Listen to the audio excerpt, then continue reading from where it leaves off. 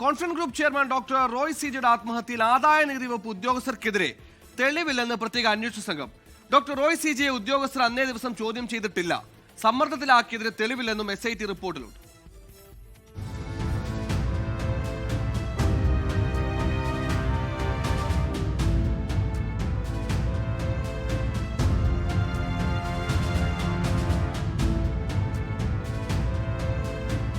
Doctor Roy CJ ആത്മഹത്യ ചെയ്ത ദിവസം ആദായ നികുതി വകുപ്പ് 1 മണിക്കൂറോളം ചോദ്യം ചെയ്തുവെന്നും സമ്മർദ്ദത്തിലാക്കിയെന്നുമായിരുന്നു ജീവനക്കാരുടെ മൊഴി.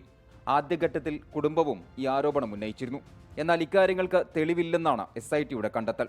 ആദായ നികുതി വകുപ്പിന്റെ വിശദീകരണവും പ്രാഥമിക അന്വേഷണ സംഘത്തിന്റെ കണ്ടെത്തലുകളും ഇതുതന്നെയായിരുന്നു.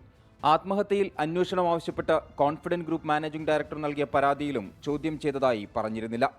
കമ്പനിയിലെ ജീവനക്കാരെയും ഡോക്ടർ റോയ് CJയുടെ ബന്ധുക്കളെയും സുഹൃത്തുക്കളെയുമെല്ലാം SIT ചോദ്യം ചെയ്തിരുന്നു. കോൺഫിഡൻസ് ഗ്രൂപ്പിന്റെ അശോക് നഗറിലെ ഓഫീസിലെ CCTV ദൃശ്യങ്ങളും പരിശോധിച്ചു.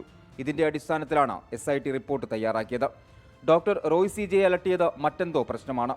മാനസിക സമ്മർദ്ദത്തിന് ഡോക്ടർ റോയ് ചികിത്സ നേടിയത് എന്തിനെന്നും SIT പരിശോധിക്കുന്നുണ്ട്.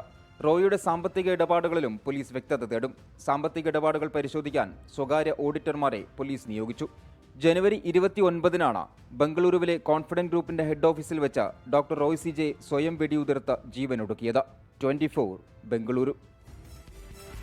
ലോകത്തെവിടെയായാലും ഏത് സമയത്തും 24 വാർത്തകളും ഓഗ്മെന്റഡ് റിയാലിറ്റി പാക്കേജുകളും എക്സ്പ്ലെയിനറുകളും വിശദമായി കാണാൻ ഞങ്ങളുടെ YouTube ചാനൽ നിങ്ങൾക്ക് സബ്സ്ക്രൈബ് ചെയ്യാം.